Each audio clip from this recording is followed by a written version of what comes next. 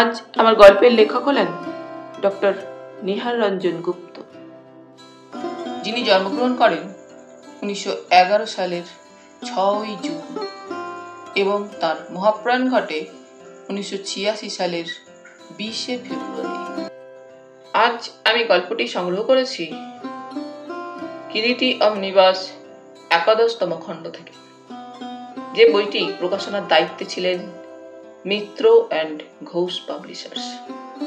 এদের সকলের প্রতি আন্তরিকভাবে কৃতজ্ঞতা নিবেদন করে শুরু করছি আজকের গল্প নীলকুঠি।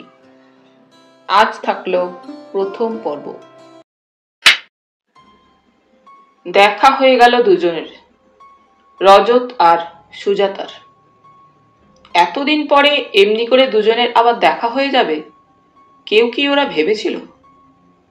দুজনে দুদিকে যেভাবে ছিটকে পড়েছিল, তারপর আবার কোনোদিন যে দেখা হবে, তাও এক বিচিত্র পরিস্থিতির মধ্যে।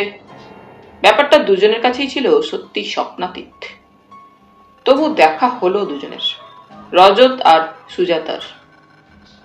দুজনের একজন আসছিল লাহোর থেকে, অন্যজন লখনৌ থেকে, এবং দুজনেরই কলকাতায় আগমনের কারণ হচ্ছে একই লোকের কাছ থেকে পাওয়া দুখানা চিঠি।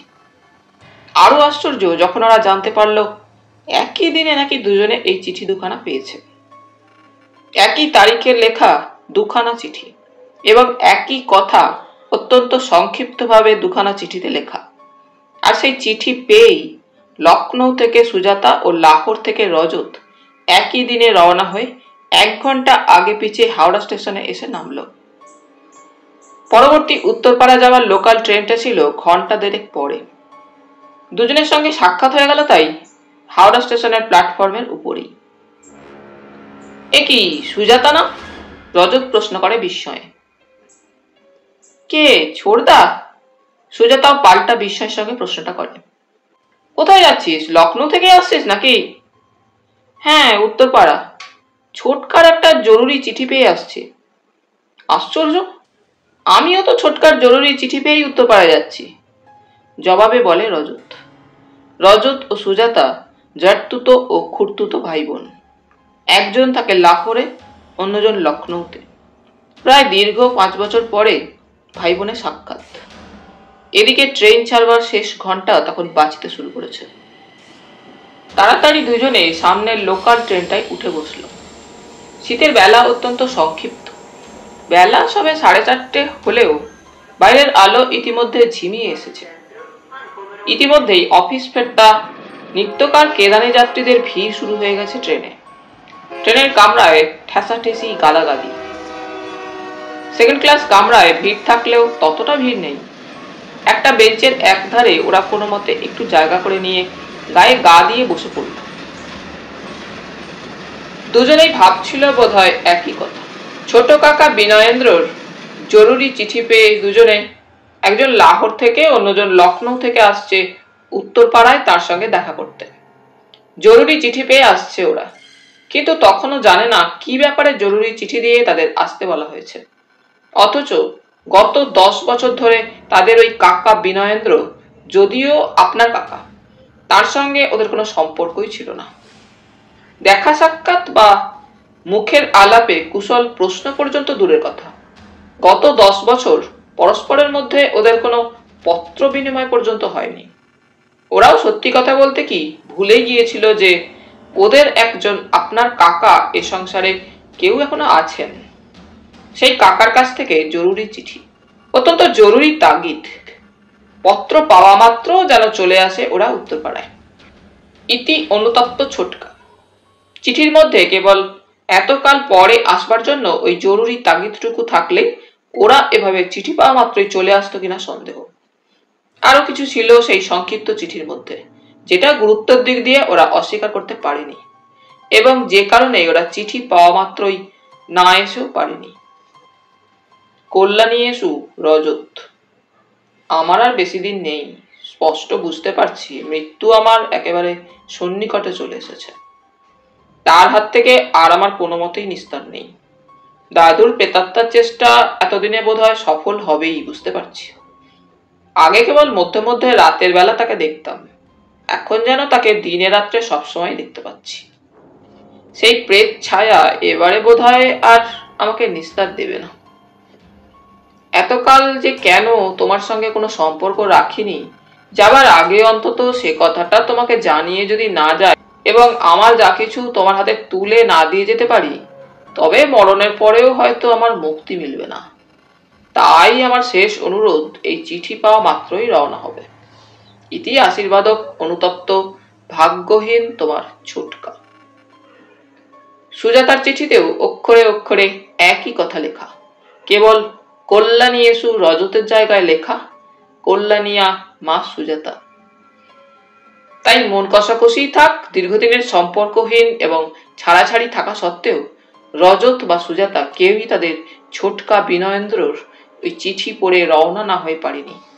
গত 10 বছরই না হয় ছোটকার সঙ্গে তাদের সম্পর্ক নেই, কিন্তু এমন একদিন তো ছিল যখন ওই ছোটকাই ছিল ওদের বাড়ির মধ্যে সবার প্রিয়। যত কিছু আদর আবদার ছিল ওদের ওই ছোটকার কাছেই। সেজন্য রজতের মাও কম তো বলেননি ওদের ছোটকাকে।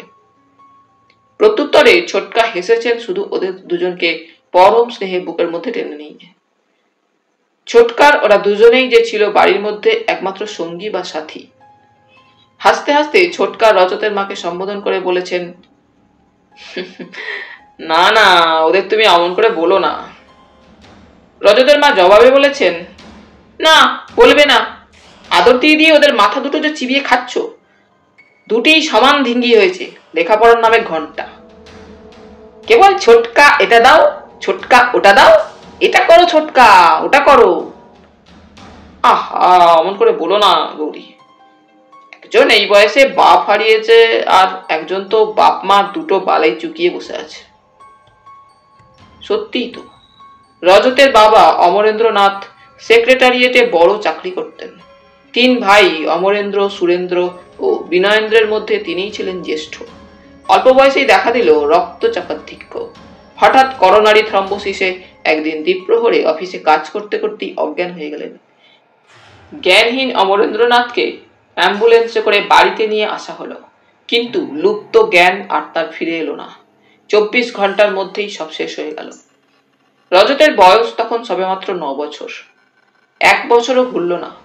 সুরেন্দ্রনাথ ছিলেন ইঞ্জিনিয়ার। একটা ব্রিজ কনস্ট্রাকশনের তদবির করতে গিয়েছিলেন সস্ত্রীক নিজের গাড়িতেই। ড্রাইভার ড্রাইভ করছিল। একটা রেলওয়ে ক্রসিং এর বাঁকের মুখে ড্রাইভার স্পিডের মুখে গাড়ি টার্ন নিতে গিয়ে গাড়ি উল্টে গিয়ে একই সঙ্গে ড্রাইভার ও সস্ত্রীক সুরেন্দ্রনাথের আকস্মিক মৃত্যু ঘটে সঙ্গে সঙ্গেই। সুজাতার বয়স তখন বছর 6 মাত্র। অতি অল্প বয়সে মা ও বাপকে একসঙ্গে হারালেও সুজাতার খুব বেশি অসুবিধা হয়নি, কারণ সে প্রকৃতপক্ষে তার জন্মের পর থেকেই আয়ার কোলে ও জ্যাঠাইমার তত্ত্বাবধানে মানুষ হচ্ছিল। বাপমার সঙ্গে তার সম্পর্ক খুব কমই ছিল। সুরেন্দ্রনাথ তার কনস্ট্রাকশনের কাজে বাইরে বাইরেই সর্বদা ঘুরে বেড়াতেন। সঙ্গে সঙ্গে থাকতেন তার স্ত্রী সুপ্রিয়া। সুজাতা যা কিছু আদর আবদার ছিল তার ছোটকা বিনয়েন্দ্রনাথ ও জেঠিমার কাছেই। একটা বছরের মধ্যেই সাজানো গোছানো সংসারটার মধ্যে যেন অকস্মাৎ একটা ঝড় বয়ে গেল। সবকিছু ওলট পালট হয়ে গেল। সমস্ত ঝক্কি ও দায়িত্ব এসে পড়ল বিনয়েন্দ্রনাথের ঘাড়ে। বিনয়েন্দ্রনাথ তখন রসায়নে এমএসসি পাস করে এক বেসরকারি কলেজে সবেমাত্র বছর 2 হলেও অধ্যাপনার কাজ নিয়েছেন ও ডক্টরেটের জন্য প্রস্তুত হচ্ছেন। সংসারের টাকা পয়সার ব্যাপারটা কোনোদিন তাকে ভাবতে হয়নি ইতিপূর্বে। যা আয় করতেন তার সবটাই তার ইচ্ছা মতো রসায়ন শাস্ত্রের বই কিনে ও ভাইপো ভাইজিদের আদর আবদার মেটাতেই ব্যয় হয়ে যেত। কিন্তু হঠাৎ যেন মোটা রকমের উপার্জনক্ষম মাথার উপরে 2 ভাইয়ের আকস্মিক মৃত্যুতে সমস্ত ঝক্কি এসে তাকে একেবারে বিব্রত করে তুলল। কিন্তু অত্যুৎসাহী সদা হাস্যময় আনন্দ ও জ্ঞান পাগল বিনয়েন্দ্রনাথকে দেখে সেটা বোঝবার উপায় ছিল না। অমরেন্দ্রনাথ যত্র আয় করতেন তত্র ব্যয় করতেন। কাজের মৃত্যুর পর সামান্য 1000-2-3 টাকা ব্যাংকে ছাড়া আর কিছুই রেখে যেতে পারেননি এবং সময়ও পাননি। সুরেন্দ্রনাথও তাই। তবে 1015 টাকার জীবন বীমা ছিল তার। বিনয়েন্দ্রনাথ বৌদির শত অনুরোধেও বিবাহ করলেন না। নিজের রিসার্চ ও ভাইপো ভাইজিদের নিয়েই দিন কাটাতে লাগলেন। এমনি করেই দীর্ঘ 14টা বছর কেটে গেল। রজত বিএ পাস করে এমএ ক্লাসে ভর্তি হলো ও সুজাতা বিএ ক্লাসে সবেমাত্র নাম লিখিয়েছে। এমন সময় অকস্মাৎ একটা ঘটনা ঘটল। অমরেন্দ্র, সুরেন্দ্র ও বিনয়েন্দ্রের মাতামহ অম্বিকাচরণ রায় সেকালের একজন বর্ধিষ্ণু জমিদার, থাকতেন উত্তরপাড়ায়। একদিন বিনয়েন্দ্র কলেজ থেকেই সেই যে দাদুকে তার দেখতে গেলেন তার উত্তরপাড়ার বাড়িতে, আর ফিরে এলেন না কলকাতার বাসায়। সন্ধ্যার দিকে উত্তরপাড়া থেকে অবশ্যই বিনয়েন্দ্রর একটা চিঠি একজন লোকের হাত দিয়ে এসেছিল রজতের মান নামে, এবং তাতে লেখা ছিল, বৌদি, দাদুর হঠাৎ অসুখের সংবাদ পেয়ে উত্তরপাড়ায় এসে দেখি তার মস্তিষ্ক বিকৃতিটা কয়েকদিন থেকে একটু বেশি রকমই বাড়াবাড়ি চলছে। তাকে দেখবার কেউ নেই। এই অবস্থায় তাকে একা একটিমাত্র চাকরের ভরসায় ফেলে যেতে পারছি না। তবে একটু সুস্থ হলে যাব। রজতে যেন একরকম করে সব চালিয়ে নেয়। ইতি বিনয়েন্দ্র। ওইটুকু সংবাদ ছাড়া ওদের কলকাতার বাসায় ওই লোকগুলোর খরচাপত্র কেমন করে কোথা থেকে চলবে তার কোনো আভাস মাত্র সে চিঠিতে ছিল না। বিনয়েন্দ্রের পক্ষে ওই ধরনের চিঠি দেওয়াটা একটু বিচিত্রই বটে। যা হোক, সেই যে বিনয়েন্দ্র উত্তরপাড়ায় চলে গেলেন, আর সেখান থেকে ফিরলেন না, এবং দ্বিতীয় আর কোনো সংবাদও দিলেন না দীর্ঘ 3 মাসের মধ্যে। এমনকি সকলে কে কেমন আছে এমনি ধরনের কোনো একটি কুশল সংবাদ নিয়েও কোনো সন্ধান বা পত্র এলো না ওই দীর্ঘ 3 বছরে। রজতের মা বিনয়েন্দ্রের এত্রাদিস ব্যবহারে বেশ কিছুটা মর্মাহত তো হলেনই, এবং অভিমান হলো তার সেই সঙ্গে। আশ্চর্য, বিনয়েন্দ্র অকস্মাৎ সকলকে কেমন করে ভুলে গেল, আর ভুলতে পারলই বা কি করে? যা হোক, অভিমানের বশেই রজতকে পর্যন্ত তার অনুরোধ সত্ত্বেও একদিনের জন্য তিনি বিনয়েন্দ্র সন্ধানে যেতে দিলেন না। যাক, সে যদি ভুলে থাকতে পারে, তারাই বা কেন ভুলে থাকতে পারবেন না?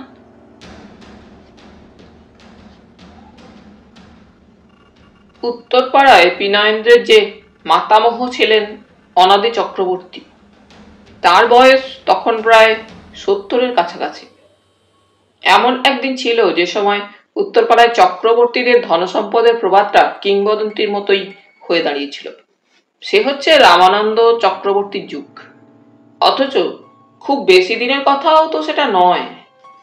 কলকাতায় সে সময় ইংরেজ কুঠিয়ালদের প্রতিপত্তি সবে শুরু হয়েছে।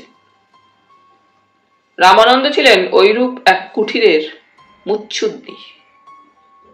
রামানন্দ বিয়ে করেছিলেন ভাটপাড়ার বিখ্যাত গাঙ্গুলি পরিবারে। বউ লক্ষ্মীরানী ছিলেন অপরূপ সুন্দরী, কিন্তু সুখে বা আনন্দে সংসার তিনি করতে পারেননি।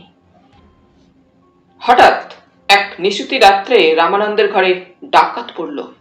ডাকাতদের হাতে ছিল গাদা বন্দুক আর জ্বলন্ত মশাল। ডাকাতের দল কেবল যে রামানন্দের ধন দৌলতই লুট করলো তাই নয়, লুট করে নিয়ে গেল সেই সঙ্গে তার পরমা সুন্দরী যুবতী স্ত্রী লক্ষ্মী রানীকেও। সত্য কথাটা কিন্তু রামানন্দ কাউকে জানতে দিলেন না। তিনি রটনা করে দিলেন ডাকাতদের হাতে লক্ষ্মী রানীর মৃত্যু ঘটেছে। 2-4 জন আত্মীয় স্বজন কথাটা বিশ্বাস না করলেও উচ্চবাচ্য করতে সাহস করল না, বা রামানন্দের বিরুদ্ধে দাঁড়াতেও সাহস পেল না। রামানন্দের প্রতিপত্তি ও ধনৈশ্বর্যের জন্যই বোধহয়। রামানন্দের একটি মাত্র ছেলে যোগেন্দ্র চক্রবর্তী। যোগেন্দ্রকে বুকে নিয়ে রামানন্দ স্ত্রী বিচ্ছেদের দুঃখটা ভুলবার চেষ্টা করতে লাগলেন, কিন্তু কিছুতেই যেন ভুলতে পারেন না স্ত্রী লক্ষ্মী রানীকে। সুরার আশ্রয় নিলেন, এবং শুধু সুরাই নয়, সেই সঙ্গে এসে জুটল বাগান বাড়িতে বাইজি চন্দনাবাই। হু হু করে সঞ্চিত অর্থ বের হয়ে যেতে লাগলো। তারপর একদিন যখন তার মৃত্যুর পর তরুণ যুবা যোগেন্দ্রর হাতে বিষয় সম্পত্তি এসে পড়ল, রামানন্দের অর্জিত বিশাল ঐশ্বর্যের অনেকখানি তখন সুরির দোকান দিয়ে সাগর পাড়ে চালান হয়ে গেছে। এদিকে উশৃঙ্খলতার যে বিষ রামানন্দের রক্ত থেকে তার সন্তানের রক্তে ধীরে ধীরে সংক্রামিত হচ্ছিল, রামানন্দ কিন্তু সেটা জানতে পারলেন না, এবং বাপের মৃত্যুর পর থেকেই তার এতদিনকার জানা উশৃঙ্খলতা স্বমূর্তিতে যেন প্রকাশ পেল, এবং যোগেন্দ্র তার উশৃঙ্খলতায় বাপকেও যেন ডিঙিয়ে গেলেন। ফলে তার মৃত্যু হলো আরো অল্প বয়সে। তার পুত্র অনাদির বয়ক্রম তখন মাত্র 18 বছর। সম্পত্তিও তখন অনেকটা বেহাত হয়ে গেছে, কিন্তু তা সত্ত্বেও অনাদি ছিলেন যাকে বলে সত্যিকারের উদ্যোগী পুরুষ সিংহ। তিনি তার চেষ্টায় ও অধ্যবসায়ের দ্বারা ক্রমশ সেই জীর্ণ দেউলকে সংস্কার করে ভাগ্যের চাকাটা আবার ফিরিয়ে দিলেন। অনাদির কোনো পুত্র সন্তান জন্মায়নি, জন্মেছিল মাত্র একটি কন্যা সুরধনী। লক্ষ্মীরানী চক্রবর্তী পরিবার থেকে লুণ্ঠিতা হলেও তার রূপের যে ছাপ চক্রবর্তী পরিবারে রেখে গিয়েছিল সেটা পরিপূর্ণভাবে যেন ফুটে উঠেছিল সুরধনীর দেহে। অপরূপ সুন্দরী ছিলেন সুরধনী, এবং চক্রবর্তীদের ঘরে লক্ষ্মীরানীর যে অয়েল পেন্টিংটা ছিল তার মুখের গঠন ও চেহারার নিখুঁত মিল যেন ছিল ওই সুরধনীর চেহারায়। অনাদি চক্রবর্তী অল্প বয়সেই সুরধনীর বিবাহ দেন গরিবের ঘরের এক অসাধারণ মেধাবী ছাত্র মৃগেন্দ্রনাথের সঙ্গে। অমরেন্দ্র ও সুরেন্দ্রের জন্মের পর তৃতীয়বার যখন সুরধনীর সন্তান সম্ভাবনা হলো, তিনি উত্তরপাড়ায় পিতৃগৃহে আসেন কয়েকদিনের জন্য বেড়াতে। মৃগেন্দ্রনাথ অসাধারণ মেধাবী ছাত্র হলেও জীবনে তেমন উন্নতি করতে পারেননি, অথচ নিজে অত্যন্ত স্বাধীন চেতা ও আত্মাভিমানী ছিলেন বলে শ্বশুর অনাদি চক্রবর্তীর বারংবার অনুরোধ সত্ত্বেও তার কোনরূপ সাহায্য কখনো গ্রহণ করেননি, এবং স্ত্রীকেও সহজে পিতৃগৃহে যেতে দিতেন না। এই জন্য জামাই মৃগেন্দ্রের উপরে অনাদি চক্রবর্তী কোনোদিন সন্তুষ্ট ছিলেন না। ঠাট্টা করে বলতেন, সাপ নয় তার কুলপনা চক্কর। ধনী পিতার আদরিণী ও সুন্দরী কন্যা সুরধনীও স্বামীর প্রতি কোনোদিন খুব বেশি আকৃষ্ট হননি, কারণ তার রূপের মতো ধনেরও একটা অহংকার ছিল। সেবারে যখন অনেক অনুনয় বিনয় করবার পর 3 করারে সুরধনী পিতৃগৃহে এলেন, এবং 7 দিন পরেই ঠিক মৃগেন্দ্র স্ত্রীকে ফিরিয়ে নিয়ে যেতে এলেন। সুরধনী বললেন আর কটা দিন তিনি থাকতে চান। মৃগেন্দ্র রাজি হলেন না, বললেন না চলো। কেন, থাকি না আর কটা দিন। না সুরো, গরিব আমি, আমার স্ত্রী বেশি দিন ধনী শ্বশুরের ঘরে থাকলে নানা লোকে নানা কথা বলবে। তা কেন বলতে যাবে, বাপের বাড়িতে গিয়ে থাকবে। না চলো, মানুষকে তুমি চেনো না, তারা বাঁকা ভাবেই নেবে। সবারই তো তোমার মতো বাঁকা মন নয়। কি বললে, আমার মন বাঁকা? তা নয় তো কি, অন্য কোথাও নয়, এ আমার নিজের বাপের বাড়ি। থাকি না কটা দিন, আর গিয়েই তো আবার সেই হাঁড়ি ঠেলা শুরু। ও, সোনার পালঙ্কে দুদিন শুয়েই বুঝি আরাম ধরে গেছে? কোথা থেকে কি হয়ে গেল? সমান বক্রভাবে সুরধনী জবাব দিলেন, সোনার পালঙ্কে ছোটবেলা থেকেই শোয়া আমার অভ্যেস। তোমরাই বরং চিরদিন কুঁড়ে ঘরে থেকেছ। তোমাদেরই চোখে ধাঁধা লাগা সম্ভব দুদিনের সোনার পালঙ্কে শুয়ে, আমাদের নয়। আচ্ছা বেশ, থাকো তুমি এখানে। মৃগেন্দ্র চলে গেলেন। সত্যি সত্যি মৃগেন্দ্রের দিক থেকে পরে আর কোনো ডাকই এলো না। সুরধনী এবং অনাদি চক্রবর্তী ভেবেছিলেন 2-1 দিন পরেই হয়তো মৃগেন্দ্রের রাগ পড়বে, এবং দেখা গেল 2-1 দিন বা 2-1 সপ্তাহ তো দূরের কথা, 10 বছরেও মৃগেন্দ্র চক্রবর্তী বাড়ির ছায়া পর্যন্ত আর মানালেন না। এমনকি সুরধনীর মৃত্যু সংবাদ পেয়েও তিনি এলেন না। কেবল জ্যেষ্ঠ পুত্র অমরেন্দ্রকে ও সঙ্গে একটি ভৃত্য পাঠিয়ে দিলেন। তাদের হাতে এক চিঠি দিয়ে অবিলম্বে বিনয়েন্দ্রকে তাদের সঙ্গে পাঠিয়ে দেওয়ার জন্য। বিনয়েন্দ্র চক্রবর্তী বাড়িতেই জন্মেছিল এবং দাদুর আদরে মানুষ হচ্ছিল। অনাদি ফেরত পাঠিয়ে দিলেন নাতিকে। সেই থেকেই অনাদি চক্রবর্তীর সঙ্গে মৃগেন্দ্রদের আর কোনো সম্পর্ক ছিল না। কোনো পক্ষই কেউ কারো সন্ধান করতেন না বা কোনো রূপ খোঁজ খবরও নিতেন না। আরো অনেকগুলো বছর গড়িয়ে গেল। মৃগেন্দ্র মারা গেলেন একদিন। অমরেন্দ্র সুরেন্দ্র লেখাপড়া শিখে উপার্জন শুরু করলো, সংসার করলো, তাদের ছেলে মেয়ে হলো। কিন্তু চক্রবর্তী বাড়ির সঙ্গে এ বাড়ির আর যোগাযোগ ঘটে উঠল না। যক্ষের মতো বৃদ্ধ অনাদি চক্রবর্তী একা একা তার উত্তরপাড়ার বিরাট প্রাসাদোপম অট্টালিকা নীলকুঠিতে দিন কাটাতে লাগলেন। অল্প বয়সে বিনয়েন্দ্র মাতামহের স্নেহের নীড় ছেড়ে এসে ক্রমে তার দাদুকে ভুলতে পেরেছিলেন, কিন্তু ভুলতে পারেননি অনাদি চক্রবর্তী। একটি বালকের স্মৃতি সর্বদা তার মনের পর্দায় ভেসে বেড়াত। তথাপি প্রচন্ড অভিমান বসে কোনোদিনের জন্য বিনয়েন্দ্রর খোঁজ খবর নেননি বা তাকে ডাকেননি অনাদি চক্রবর্তী। চক্রবর্তী বাড়ির পুরাতন ভৃত্য রামচরণ কিন্তু বুঝতে পারত বৃদ্ধ অনাদি চক্রবর্তীর মনের ব্যথাটা কোথায়, কিন্তু সে 2-1 বার মুখ ফুটে অনাদি চক্রবর্তীকে কথাটা বলতে গিয়ে ধমক খেয়ে চুপ করে গিয়েছিল। তাই আর উচ্চবাচ্য করেনি কোনোদিন। শেষের দিকে বৃদ্ধ অনাদি চক্রবর্তীর মাথায় কেমন একটু গোলমাল দেখা দিল। প্রথম প্রথম সেটা তেমন কিছু উল্লেখযোগ্য মনে হয়নি বলেই রামচরণ ততটা মাথা ঘামায়নি, কিন্তু শেষটাই যখন একটু বাড়াবাড়ি শুরু হলো তখন সে অনন্যপায় হয়ে বিনয়েন্দ্রনাথকেই তার কলেজে সরকার মশাইকে দিয়ে তার নিজের জবানিতেই একটা চিঠি লিখে পাঠালো। খোকাবাবু, আপনার দাদুর অবস্থা খুবই খারাপ। আপনি হয়তো জানেন না, আপনার চলে যাওয়ার পর থেকেই বাবুর মাথায় একটু একটু গোলমাল দেখা দেয়, এবং সেটা আপনারই জন্য। আপনাকে হারিয়ে এবারে হয়তো আর বাঁচবেন না। তাই আপনাকে জানাচ্ছি, একটিবার এ সময় যদি আসেন তো ভালো হয়। ইতি রামুদা। চিঠিটা পেয়ে বিনয়েন্দ্র কলেজের লাইব্রেরি ঘরে গিয়ে বসলেন। একবার, দুবার, তিনবার চিঠিটা পড়লেন। শৈশবের আনন্দ কলহাসি মুখরিত জীবনের অনেকগুলো পৃষ্ঠা যেন তার মনের মধ্যে পরপর উল্টে যেতে লাগলো। বহুকাল পরে আবার মনে পড়ল সেই বৃদ্ধ স্নেহময় দাদুর কথা। বিশেষ করে মধ্যে মধ্যে একটা কথা যা তার দাদু তাকে প্রায়ই বলতেন, তোর বাবা যদি তোকে আমার কাছ থেকে ছিনিয়ে নিয়ে যেতে চায় দাদু ভাই, চলে যাবি না তো? বিনয়েন্দ্র জবাবে বলেছেন, এস, অমনি নিয়ে গেলেই হলো কিনা, যাচ্ছে কে?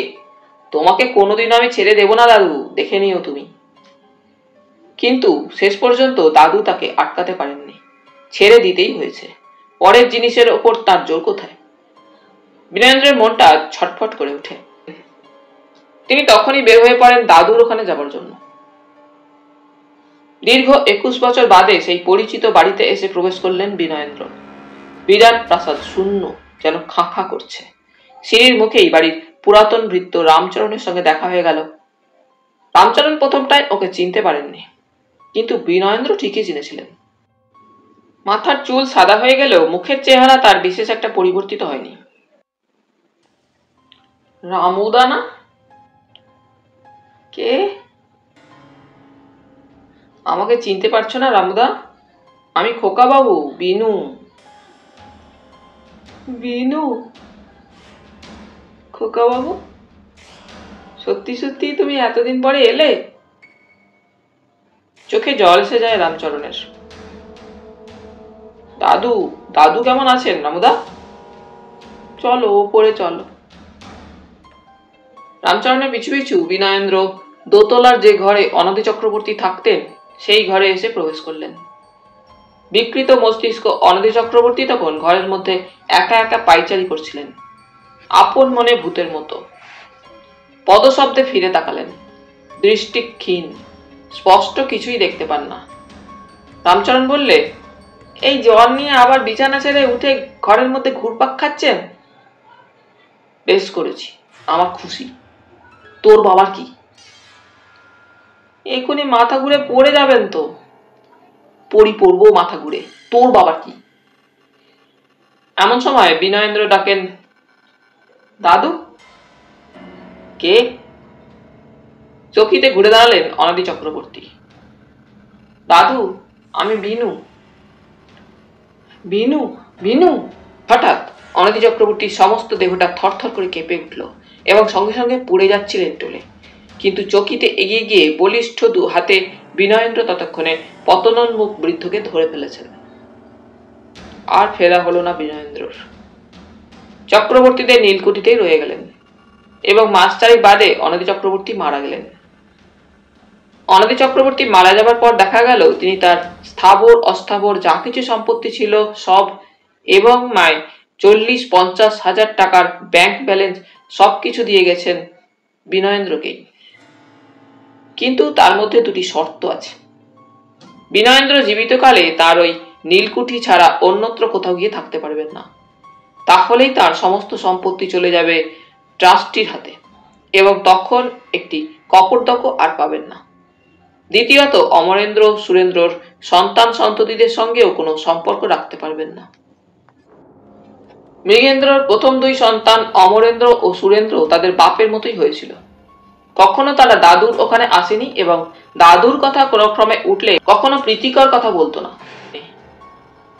সেই সব অনাদি চক্রবর্তীর কানে যাওয়ায় তিনি তাদের কোনোদিনই ভালো চোখে দেখতে পারেননি এবং সেই কারণেই হয়তো তিনি তাদের বঞ্চিত করে যাবতীয় সম্পত্তি একা বিনয়েন্দ্রকেই দিয়ে গিয়েছিলেন। উইলটা অনাদি চক্রবর্তী মৃত্যুর 5 বছর আগেই করেছিলেন। বিনয়েন্দ্র উত্তরপাড়ার নীলকুঠি থেকে আর ফিরলেন না।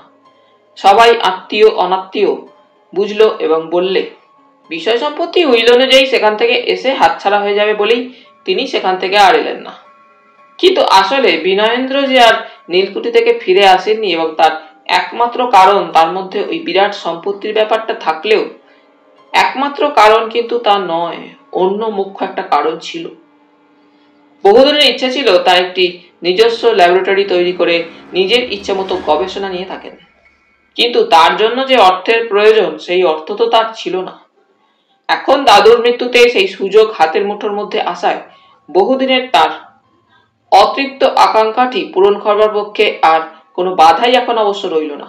এবং দীর্ঘ 3 বছর পরে আবার সব কথা খুলে বলে তিনি রজতের মাকে একটা দীর্ঘ পত্র দিয়েছিলেন।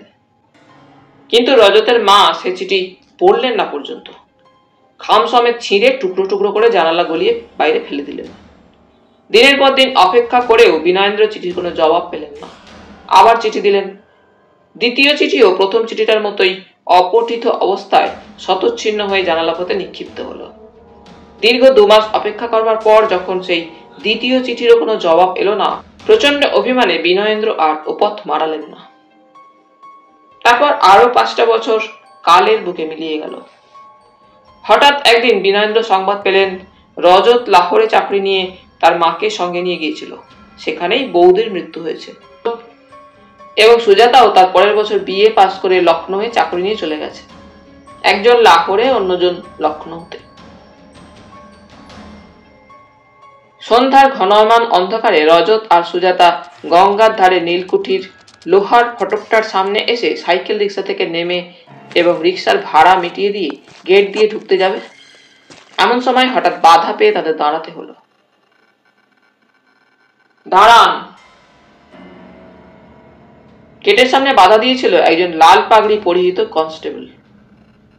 কে আপনারা? কি ব্যাপার? দুজনেই থমকে দাঁড়ায়।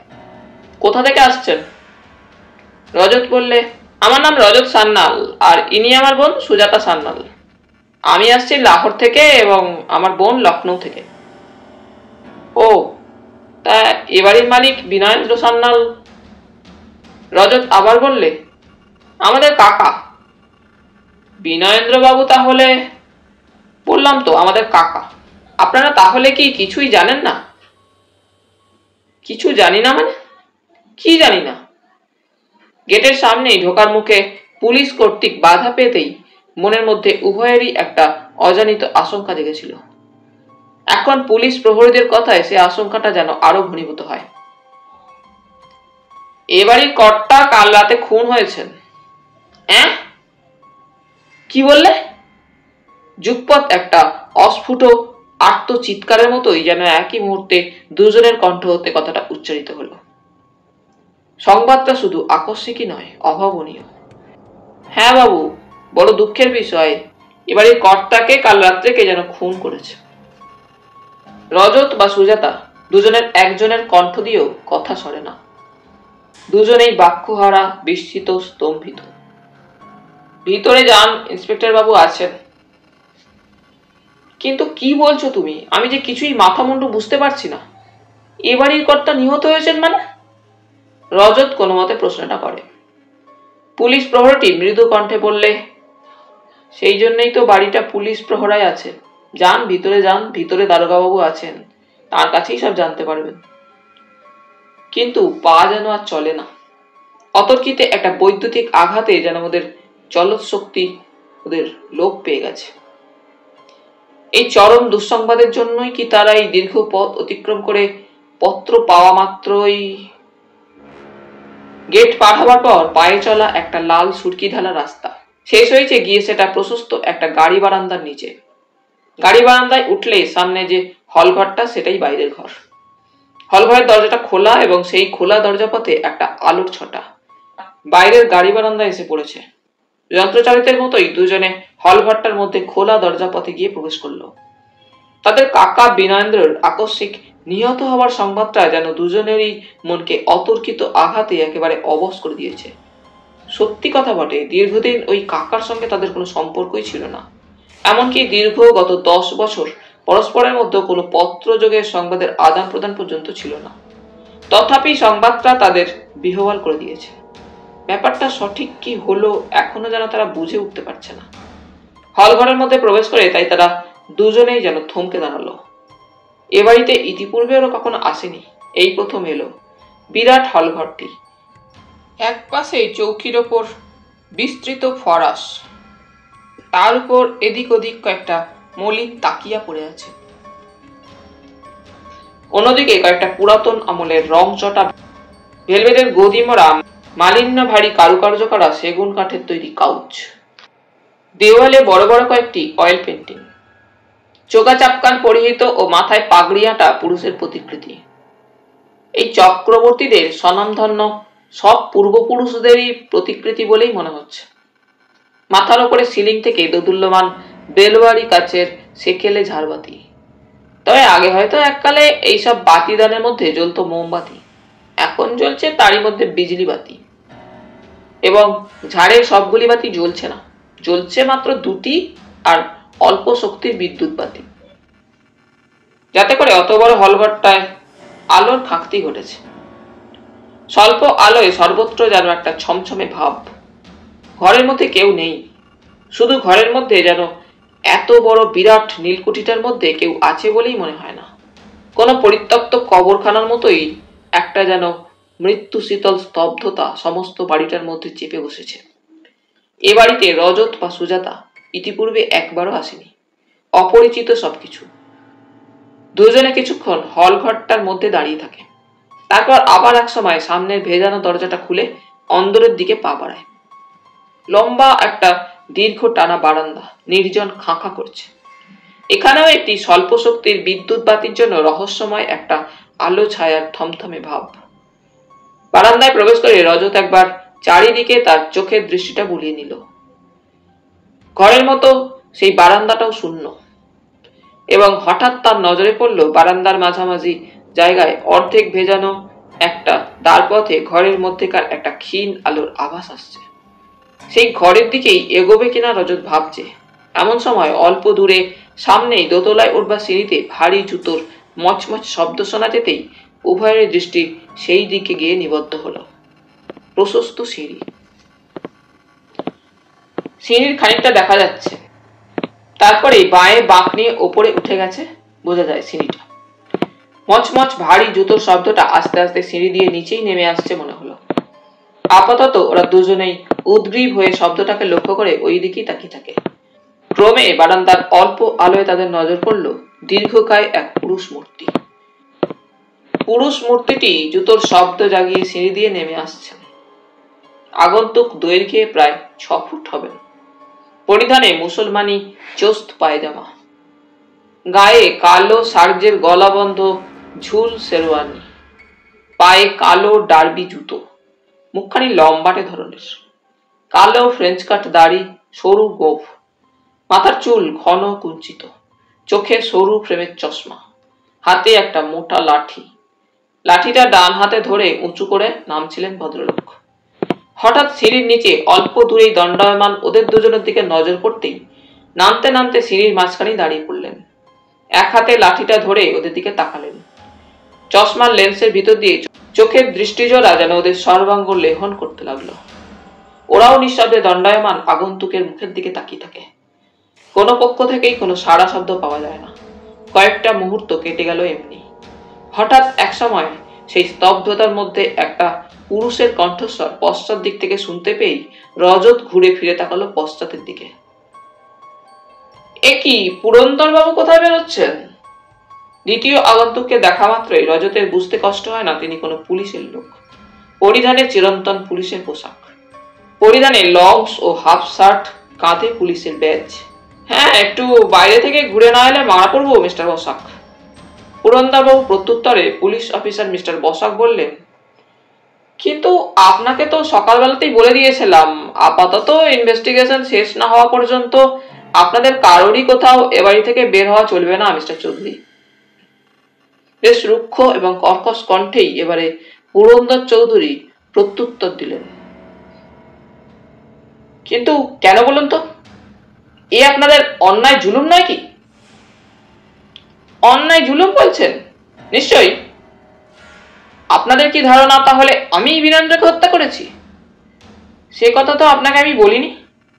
তবে তবে এভাবে আমাকে বাড়ির মধ্যে নজরবন্দি করে রাখবার মানেটা কি? কি উদ্দেশ্য বলতে পারেন? উদ্দেশ্য যাই থাক, আপনাকে যেমন বলা হয়েছে তেমনি চলবেন। আর যদি না চলি? পুরন্দর বাবু, আপনি ছেলে মানুষ নন। জেনে শুনে আইন অমান্য করবার অপরাধে যে আপনাকে পড়তে হবে সেটা ভুলে যাবেন না। বলেই যেন সম্পূর্ণ পুরন্দর চৌধুরীকে উপেক্ষা করে এবারে মিস্টার বসাক দণ্ডায়মান রজত ও সুজাতার দিকে ফিরে তাকালেন। বারান্দায় প্রবেশ করা মাত্রই ওদের প্রতি নজর পড়েছিল মিস্টার বসাকের, কিন্তু পুরন্দর চৌধুরীর সঙ্গে কথা বলবার জন্যই ওদের সঙ্গে এতক্ষণ কথা বলেননি বোধহয়। এবার ওদের দিকে তাকিয়ে মৃদু কণ্ঠে বললেন, আপনারা? রজত সংক্ষেপে নিজের ও সুজাতার পরিচয় দিল। আমি আর সুজাতা এই এখনই আসছি। কিন্তু আপনারা এত তাড়াতাড়ি এলেন কি করে? কি বলছেন আপনি মিস্টার বসাক? রজত প্রশ্ন করে। মানে আমি বলছিলাম, আজই তো বেলা 10টা নাগাদ আপনাদের দুজনকে আসবার জন্য তাড় করেছি। তাড় করেছেন? হ্যাঁ, এ বাড়িতে গত রাত্রে যে দুর্ঘটনা ঘটেছে আমরা শুনেছি। আপনারা শুনেছেন? শুনেছেন যে বিনয়েন্দ্র বাবু? হ্যাঁ শুনেছি, বাইরে গেটের সামনে যে পুলিশ প্রহরীটি আছে তার মুখেই শুনেছি। কিন্তু আমরা তো কাকার জরুরি চিঠি পেয়ে আসছি। জরুরি চিঠি পেয়ে? মানে বিনয়েন্দ্র বাবু চিঠি পেয়ে? হ্যাঁ। আশ্চর্য, আপনারাও কি তাহলে ওরই মতো বিনয়েন্দ্র বাবুর চিঠি পেয়ে আসছেন নাকি? সত্যি বিচিত্র ব্যাপার দেখছি, মিস্টার বসাক বললেন। হ্যাঁ। যাক, তাহলে আমি একাই নই, আপনারাও আমার দলে আছেন। কথাটা বললেন এবারে পুরন্দর চৌধুরী। সকলে আবার পুরন্দর চৌধুরীর দিকে ফিরে তাকালেন। কই, কি চিঠি পেয়েছেন দেখি? আছে আপনাদের কাছে সে চিঠি? হ্যাঁ। রজতী প্রথমে তার পকেট থেকে চিঠিটা বের করে দিতে দিতে সুজাতার দিকে তাকিয়ে বললে, তোর চিঠিটা আছে তো? এই যে। বলতে বলতে সুজাতাও তার ভ্যানিটি ব্যাগ থেকে একটা মুখ ছেঁড়া খাম সমেত চিঠি বের করে মিস্টার বসাকের হাতে তুলে দিল। বারান্দার অল্প আলোতেই দুখানা চিঠি পরপর পড়লেন মিস্টার বসাক। তারপর আবার মৃদু কণ্ঠে বললেন, আশ্চর্য, একই ধরনের চিঠি, একেবারে হুবহু এক। নিন, থাকুন এবারে এখানে আমার মতোই নজরবন্দি হয়ে। পুরন্দর চৌধুরী আবার কথা বললেন। মিস্টার বসাক কিন্তু পুরন্দর চৌধুরীর ওই ধরনের কথার মুখে কোনরূপ মন্তব্য না করলেও একবার তীব্র দৃষ্টিতে পুরন্দর চৌধুরীর দিকে তাকালেন। তারপর আবার ওদের দিকে ফিরে তাকিয়ে বললেন, আপনাদের সঙ্গে কোনো জিনিসপত্র আনেননি রজতবাবু? বিশেষ কিছু তো সঙ্গে আনেনি। ওর একটা আর আমার একটা বেডিং ও দুজনের দুটো সুটকেস। সেগুলো কোথায়? বাইরে দারোয়ানের ছোট ঘরটাতেই রেখে এসেছি। ঠিক আছে, আসুন আপাতত আমার ওই ঘরেই। মিস্টার বসাক ঘরের দিকে এগিয়ে গেলেন। রজত ও সুজাতা তাকে অনুসরণ করল এবং পুরন্দরবাবুকে কিছু না বলা সত্ত্বেও তিনি ওদের সঙ্গে সঙ্গেই অগ্রসর হলেন। দরজার কাছাকাছি যেতেই একজন প্রৌঢ় ব্যক্তিকে বারান্দার অপর প্রান্ত থেকে এগিয়ে আসতে দেখা গেল। এই যে রামচরণ, শোনো, এদিকে এসো। ওই প্রৌঢ়ই এবাড়ির পুরাতন ভিত্ত রামচরণ। রামচরণ মাত্র 18 বছর বয়সে এ বাড়িতে এসে চাকরি নিয়েছিল অনাদি চক্রবর্তীর কাছে। বাড়ি তার মেদিনীপুরে। দীর্ঘ 45 বছর তার এ বাড়িতে কেটে গেছে। 60-এর ঊর্ধ্বে বর্তমান তার বয়স হলেও একমাত্র কেশে পাক ধরা ছাড়া দেহের কোথাও বার্ধক্যের দাঁত বসেনি। বেঁটেখাটো বেশ বলিষ্ঠ গড়নের লোক। পরিধানে একটা পরিষ্কার সাদা ধুতি ও সাদা মোজাই, কাঁধে একটা পরিষ্কার তোয়ালে। রামচরণ মিস্টার বসাকের ডাকে এগিয়ে এসে বলল, আমাকে ডাকছিলেন ইন্সপেক্টর বাবু? হ্যাঁ, তোমার চা হলো? জল ফুটে গেছে, এক্ষুনি নিয়ে আসছি। এদের জন্য চা নিয়ে এসো। এদের বোধহয় তুমি চিনতে পারছো না। আগে না তো। এরা তোমার কর্তাবাবুর ভাইপো ও ভাইজি। উপরে এদের থাকবার ব্যবস্থা করে দাও। আর হ্যাঁ, দেখো, বাইরে দারোয়ানের ঘরে এদের জিনিসপত্র আছে, সেগুলো মালিকে দিয়ে ভিতরে আনাবার ব্যবস্থা করো। যে আজ্ঞে। রামচরণ বোধহয় আজ্ঞা পালনের জন্যই চলে যাচ্ছিল, কিন্তু হঠাৎ সুজাতার কথায় থমকে দাঁড়ালো। সুজাতা বলছিল, কিন্তু আমি তো এখানে থাকতে পারবো না ছোটদা, আমি কলকাতায় যাব। মিস্টার বসাক ফিরে তাকালেন সুজাতার দিকে, তার কথায়। কেন বলুন তো সুজাতা দেবী? না না, আমি এখানে থাকতে পারবো না, আমার যেন কেমন দম বন্ধ হয়ে আসছে। ছোটদা, আমি কলকাতায় যাব। কেমন যেন ভীত শুষ্ক কণ্ঠে কথাগুলো বলে সুজাতা। মিস্টার বসাক হাসলেন। বুঝতে পারছি সুজাতা দেবী, আপনি একটু নার্ভাস হয়ে পড়েছেন, কিন্তু ভয়ের কিছু নেই, আমিও আজকে রাত এখানেই থাকবো, কলকাতায় ফিরে যাব না। তাছাড়া এই রাত্রে কলকাতায় গিয়ে সেই হোটেলেই তো উঠবেন, তার চাইতে আজকের রাতটা এখানেই কাটান না, কাল সকালে যা হয় করবেন। হ্যাঁ, সেই ভালো সুজাতা, রজত বোঝাবার চেষ্টা করে। না ছোটদা, কেমন যেন দম বন্ধ হয়ে আসছে, থাকতে হয় তুমি থাকো, আমি কলকাতায় ফিরেই যাব। সুজাতা আবার প্রতিবাদ জানায়। তা যেতে হয় যাবেন খন, আবার বললেন মিস্টার বসাক। এবার সুজাতা চুপ করেই থাকে। কিন্তু আজকের রাতটা সত্যিই থেকে গেলে হতো না সুজাতা? রজত বোঝাবার চেষ্টা করে। না, শোন একটা কথা, বলে রজত সুজাতাকে একপাশে নিয়ে যায়। কি? তোর যাওয়াটা বোধহয় এক্ষুনি উচিত হবে না। কেন? কাকার কি করে মৃত্যু হলো সেটাও তো আমাদের জানা প্রয়োজন। তাছাড়া আমি রয়েছি, আরও এত পুলিশের লোক রয়েছে, ভয়টাই বা কি? না ছোটদা, যেতে হয় কাল সকালেই না হয় যাস। চল। ওই সময় মিস্টার বসাকও আবার বললেন, চলুন ঘরে চলুন। শুধু আমরাই নয় মিস রয়, এ বাড়ি ঘিরে 8-10 জন পুলিশ প্রহরীও আছে, এবং সারা রাতই তারা থাকবে। সকলে এসে ঘরের মধ্যে প্রবেশ করলেন। এই ঘরের সাইজটাও নেহাত ছোট নয়, বেশ প্রশস্তই। মনে হলো চারিদিকে চেয়ে ঘরটা ইদানিং খালি পড়ে থাকত। একটা টেবিল ও এদিক ওদিক খানকতক চেয়ার ও একটা আরাম কেদারা ছাড়াও ঘরের মধ্যে অন্য কোনো আসবাবপত্রই আর নেই। ঘরের আলোটা কম শক্তির নয়, বেশ উজ্জ্বলই। টেবিলের উপরে একটা সিগারেটের টিন, একটা দেশলাই ও একটা ফ্ল্যাট ফাইল পড়েছিল। মিস্টার বসাক রজতের দিকে তাকিয়ে বললেন, বসুন রজতবাবু, বসুন সুজাতা দেবী, পুরন্দরবাবু বসুন। সকলে একটা চেয়ার টেনে নিয়ে বসলেন। রজতই প্রথমে কথা বললে। মিস্টার বসাক তার ডায়েরিতে রজতবাবু সম্পর্কে যা লিখছিলেন তা হচ্ছে, রজতবাবুর বয়স 30-32-এর মধ্যে, বেশ বলিষ্ঠ দোহারা গঠন, গায়ের রং কালো, চোখে মুখে একটা বুদ্ধির দীপ্তি আছে। এমএ পড়তে পড়তে পড়াশোনা ছেড়ে দিয়ে লাহোরের একটা মার্চেন্ট অফিসে তার মামার সুপারিশেই চাকরি পেয়ে বছর 5 আগে লাহোরে চলে যান। রজতবাবুর মামা লাহোরের সেই অফিসেই উচ্চপদস্থ একজন কর্মচারী ছিলেন, কিন্তু গত বছর 2 হলো রজতবাবু সেই চাকরি ছেড়ে দিয়ে লাহোরে আনারকলি অঞ্চলে একটা ওষুধ ও পারফিউমারির দোকান নেন এক পাঞ্জাবি মুসলমান বন্ধুর সঙ্গে আধাআধি বকরায়। মধ্যে মধ্যে প্রায়ই ব্যবসার প্রয়োজনে কলকাতায় আসতেন বটে, তবে কখনো কাকা বিনয়েন্দ্রের সঙ্গে দেখা সাক্ষাৎ করেননি বা উত্তরপাড়ায় ইতিপূর্বে কখনো আসেননি। আর সুজাতা দেবী রজতবাবুর চাইতে বছর 4-5 বয়সে ছোটই হবে, দেখতে অপরূপ সুন্দরী। সে বোধহয় তার অপরূপ সুন্দরী পিতামহী সুরধনী দেবীর চোখ ঝলসানো রূপের ধারাটাকে বহন করে এনেছিল। চোখে মুখে অদ্ভুত একটা শান্ত নিরীহ সরলতা যেন। সুজাতা লখনৌতে চাকরি করছে, বিএ পাস, বিবাহ করেনি। রজতী প্রথমে কথা বললে, কিন্তু কি করে কি হলো কিছুই যে আমি বুঝে উঠতে পারছি না মিস্টার বসাক। ছোটকার সঙ্গে দীর্ঘদিন ধরে আমাদের কোনো যোগাযোগ ছিল না সত্যি বটে, তবে তাকে তো ভালো করেই জানতাম। তার মতো এমন ধীর স্থির শান্ত চরিত্রের লোককে কেউ হত্যা করতে পারে, এই যে কখনো কিছুতেই বিশ্বাস করে উঠতে পারছি না।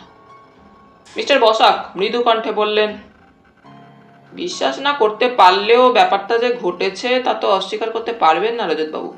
তাছাড়া দীর্ঘদিন বিনয়েন্দ্রবাবুর সঙ্গে আপনাদের কোনো যোগাযোগ পর্যন্ত ছিল না, তার সম্পর্কে কোনো কথাও আপনারা শোনেননি। তা অবশ্য ঠিক। এই সময়ের মধ্যে তার কোনো পরিবর্তন হয়েছিল কিনা এবং এমন কোনো কিছু ঘটেছিল কিনা যে জন্যই দুর্ঘটনা ঘটলো তাও তো আপনি বলতে পারেন না। তা অবশ্য পারি না। আচ্ছা পুরন্দরবাবু, হঠাৎ মিস্টার বসাক পার্শ্বেই উপবিষ্ট পুরন্দর চৌধুরীর দিকে ফিরে তাকিয়ে প্রশ্ন করলেন, আপনি তো তার বিশেষ বন্ধু ছিলেন, তার সম্পর্কে কোনো কিছু আপনি জেনেছিলেন? না, হি ওয়াজ এ পারফেক্ট জেন্টলম্যান, গম্ভীর কণ্ঠে প্রত্যুত্তর দিলেন পুরন্দর চৌধুরী।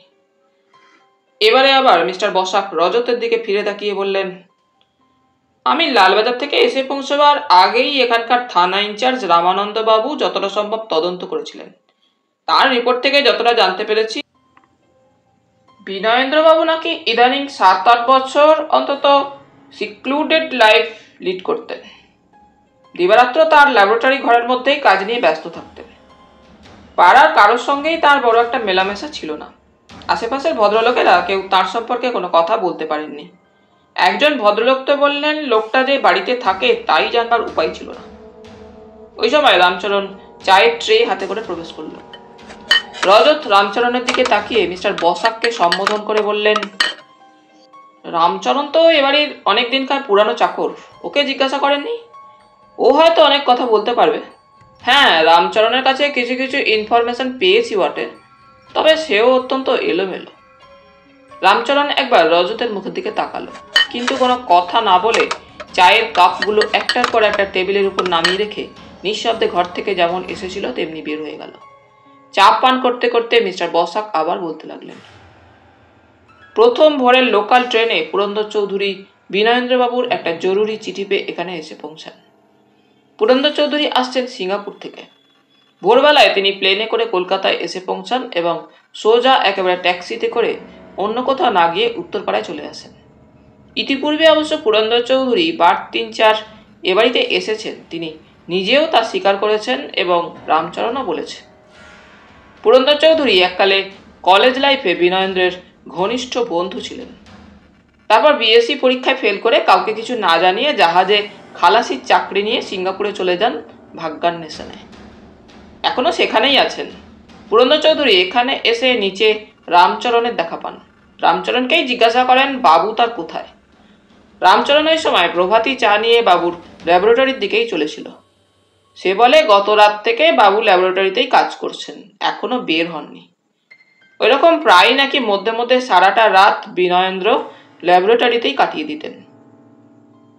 সকলের উপরে কঠোর নির্দেশ ছিল বিনয়েন্দ্রর, যতক্ষণ ল্যাবরেটরিতে থাকবেন তিনি, কেউ যেন তাকে কোনো কারণেই না বিরক্ত করে। সেই জন্যই রামচরণ সে রাত্রে তাকে বিরক্ত করেনি। রামচরণের জবানবন্দি থেকেই জানা যায়, গত রাত্রে 11টা নাগাদ একবার নাকি ল্যাবরেটরি থেকে বের হয়েছিলেন বিনয়েন্দ্র। সেই সময় খাওয়ার কথা জিজ্ঞাসা করায় বিনয়েন্দ্র বলেছিলেন রাতে আর তিনি কিছু খাবেন না। 1 গ্লাস দুধ যেন কেবল গরম করে তার শোবার ঘরে রামচরণ রেখে দেয়, প্রয়োজন হলে তিনি তাই খেয়ে নেবেন। রামচরণ প্রভুর নির্দেশ মতো 1 গ্লাস দুধ গরম করে ল্যাবরেটরি সংলগ্ন তার শয়ন ঘরে রেখে শুতে যায়। রাত তখন প্রায় 11:15। তারপর সে নিচে এসে তার নিজের ঘরে শুতে যায়। কেন জানি না, সেদিন রাত্রি 10টার সময় রাতের আহার শেষ করবার পর থেকেই অত্যন্ত ঘুম পাচ্ছিল রামচরণের। অন্যান্য রাত্রে তার চোখে ঘুম আসতে আসতে সেই রাত 12টা বেজে যায়। অত ঘুম পাচ্ছিল বলেই রামচরণ বোধহয় বিছানায় গিয়ে শোয়ার সঙ্গে সঙ্গেই ঘুমিয়ে পড়ে। অন্যান্য দিন খুব সকালেই তার ঘুম ভাঙে, কিন্তু গতকাল ঘুম ভাঙে তার প্রায় বেলা 7:30টায়, তাও লক্ষ্মণের ডাকাডাকিতে। লক্ষ্মণ এ বাড়িতে পাচকের কাজ করে। ঘুম ভেঙে অত বেলা হয়ে গেছে দেখে সে একটু ভীতই হয়ে পড়ে, কেননা বাবুর খুব ভোরে চা পানের অভ্যেস এবং সময় মতো প্রভাতী চা না পেলে গালাগালি দিয়ে তিনি ভূত ছাড়াবেন। লক্ষ্মণকে জিজ্ঞাসা করে বাবু তাকে ডেকেছেন কিনা চায়ের জন্য। লক্ষ্মণ বলেন না। যাই হোক, তাড়াতাড়ি চা নিয়ে যখন সে উপরে চলেছে, পুরন্দর চৌধুরীর সঙ্গে সিঁড়ির সামনে তার দেখা। সাহেব, আপনি কখন এলেন? রামচরণ জিজ্ঞাসা করেন। এই আসছি। তোমার বাবু কেমন আছেন? ভালোই। চলুন, বাবু বোধহয় কাল রাত থেকে ল্যাবরেটরি ঘরেই আছেন। উভয়ে উপরে এসে দেখে ল্যাবরেটরি ঘরের দরজাটা ঈষৎ খোলা, যেটা ইতিপূর্বে খোলা থাকতে কেউ দেখেনি। রামচরণ বেশ একটু আশ্চর্যই হয়। রামচরণ চায়ের কাপ হাতে ল্যাবরেটরি ঘরে প্রবেশ করে। পুরন্দর চৌধুরী বাইরেই দাঁড়িয়ে থাকেন। রামচরণকে শুধু বলে দেন তার আসার সংবাদটা বাবুকে দিতে। সরাসরি ঢোকেন না তিনি ল্যাবরেটরিতে, কেননা সংবাদ না দিয়ে ও অনুমতি না নিয়ে যে ল্যাবরেটরি ঘরে একমাত্র রামচরণ ব্যতীত এবারই কারোরই প্রবেশ করবার হুকুম ছিল না, সেটা পুরন্দরের অজানা ছিল না। বারান্দায় ঘরের সামনে দোতলায় পুরন্দর চৌধুরী দাঁড়িয়েছিলেন। হঠাৎ একটা কাঁচ ভাঙার ঝনঝন শব্দ ও আর্তকণ্ঠে চিৎকার তার কানে এলো। কি হলো? ল্যাবরেটরির ভেতর থেকে আবার রামচরণের চাপা আর্ত স্বর শোনা গেল এবং পুরন্দর চৌধুরী কিছু বুঝে উঠবার আগেই খোলা দরজাপথে এক প্রকার ছুটতে ছুটতেই বের হয়ে এলো রামচরণ। তার সর্বাঙ্গ তখন থরথর করে কাঁপছে। কি হয়েছে রামচরণ? পুরন্দর চৌধুরী প্রশ্ন করেন। বাবু বোধহয় মরে গেছেন। কি বলছো রামচরণ? বাবু মরে গেছেন কি? হ্যাঁ, আসুন দেখবেন, চলুন। পুরন্দর চৌধুরী সোজা ঘরের মধ্যে ছুটে যান। প্রথমটায় তার কিছুই চোখে পড়ে না। ল্যাবরেটরি ঘরে সবকটা জানালাই বন্ধ এবং জানালার উপর সব ভারী কালো পর্দা ফেলা। সাধারণত ল্যাবরেটরি ঘরে যে উজ্জ্বল 1000 পাওয়ারের বিদ্যুৎ বাতি জ্বলে, তখনও ঘরে সেই আলোটা জ্বলছে। আর কাজ করবার লম্বা টেবিলটা, যার উপরে নানা ধরনের বিচিত্র সব কাচের যন্ত্রপাতি, মাইক্রোস্কোপ, বুনসেন বার্নার প্রভৃতি সাজানো। সেই লম্বা টেবিলটার সামনেই একটি বসবার উঁচু টুলটার পাশেই চিত হয়ে পড়ে আছেন বৈজ্ঞানিক বিনয়েন্দ্র সান্যালের নিথর নিস্পন্দ দেহটা। পরিধানে তখনও তার পায়জামা ও গবেষণাগারের সাদা অ্যাপ্রন। ভূপতিত নিষ্কম্প দেহটা এবং তার মুখের দিকে দৃষ্টি মাত্রেই বুঝতে কষ্ট হয় না যে সে দেহে প্রাণের লেশ মাত্র আর নেই। বহুক্ষণ পূর্বেই তার দেহান্ত ঘটেছে এবং সমস্ত মুখখানা হয়ে গেছে নীলাভ, আতঙ্কিত, বিস্ফারিত দুটি চক্ষু তারকা। ঈষৎ বিভক্ত ও প্রসারিত নীলাভ দুটি ওষ্ঠের প্রান্ত দিয়ে ক্ষীণ একটা রক্তাক্ত ফেনার ধারা গড়িয়ে নেমেছে। দুটি হাত মুষ্টিবদ্ধ। মৃতদেহের পাশেই তখনও পড়ে রয়েছে একটি গ্লাস বিকার। সেই গ্লাস বিকারের তলদেশে তখনও সাদা মতো কি সামান্য খানিকটা তরল পদার্থ অবশিষ্ট পড়িয়াছে। প্রথম দর্শনেই ব্যাপারটা মনে হবে বিনয়েন্দ্র যেন কিছু খেয়ে আত্মহত্যা করেছেন। পুরন্দর চৌধুরী দারোয়ান ধন বাহাদুরের হাতে চিঠি দিয়ে স্থানীয় থানায় সংবাদ প্রেরণ করেন। সংবাদ পাওয়া মাত্রই থানা ইনচার্জ রামানন্দ সেন চলে আসেন। নীলকুঠিতে এসে ব্যাপারটা তদন্ত করে এবং মৃতদেহ পরীক্ষা করে থানা ইনচার্জের মনে যেন কেমন একটা খটকা লাগে। তিনি তাড়াতাড়ি থানার ASI-কে একটা সংবাদ পাঠান, লালবাজার স্পেশাল ব্রাঞ্চে ফোন করে তখনই ব্যাপারটা জানাবার জন্য। মৃত্যুর ব্যাপারটা যে ঠিক সোজাসুজি আত্মহত্যা নয়, 3টি কারণে থানা ইনচার্জের সন্দেহ হয়েছিল। প্রথমত, ঘাড়ের ঠিক নিচেই 1 থেকে 1/2 ইঞ্চি ইন্টু 1 ইঞ্চি পরিমাণ একটি কালসিটার চিহ্ন ছিল। দ্বিতীয়ত, সুদৃশ্য টেবিল টাইমপিসটা ভগ্ন অবস্থায় ঘরের মেঝেতে পড়েছিল। এবং তৃতীয়ত, ল্যাবরেটরির ঘরের দরজাটা ছিল খোলা। ঘণ্টা 2-এর মধ্যে বেলা 10টা নাগাদ ইন্সপেক্টর মিস্টার বসাক লালবাজার থেকে চলে আসেন। থানা ইনচার্জ তখন নীলকুঠি সমস্ত লোকেদের নিচের একটা ঘরে জড়ো করে পুলিশ প্রহরায় একজন একজন করে পাশের ঘরে ডেকে নিয়ে জেরা করছেন। এবারে পুরাতন ভৃত্য প্রৌঢ় রামচরণ পাচক লক্ষ্মণ, বয়স তার 30-32-এর মধ্যে, বছর 2 হলো এখানে চাকরিতে লেগেছে। আর একজন ভৃত্য বাইরে যাবতীয় বাজার ও 5 ফরমাস খাটবার জন্য, নাম রেবতী, পূর্ববঙ্গে বাড়ি, বয়স 30-32ই হবে, বছর 5 হলো এ বাড়িতে কাজ করছে।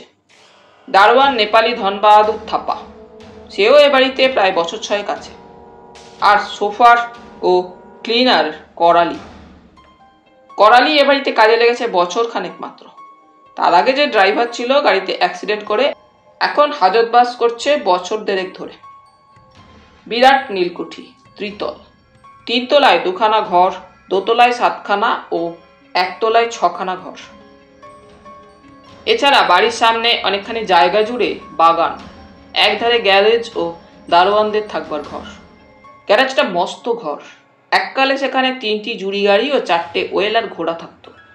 অনাদি চক্রবর্তীর মৃত্যুর বছরখানেক বাদেই শেষ গাড়িখানা ও শেষ 2টি ঘোড়া বিক্রয় করে দিয়ে সহিস ও কোচওয়ানকে তুলে দিয়ে একটা ফোর্ড গাড়ি কিনেছিলেন বিনয়েন্দ্র। মোটর গাড়িটা অবশ্যই কেনা পর্যন্তই, কারণ বেশিরভাগ সময়ই গ্যারেজে পড়ে থাকত। কচ্ছিৎ কখনো বিনয়েন্দ্র গাড়িতে চেপে বের হতেন। ড্রাইভার বসে বসেই মোটা মাইনে পেত। বাড়ির পশ্চাৎ দিকেও মস্ত বড় বাগান, চারিদিকে তার 1 মানুষ সমান উঁচু লোহার রেলিং দেওয়া প্রাচীর, তারই ঠিক নিচে প্রবহমান জাহ্নবী।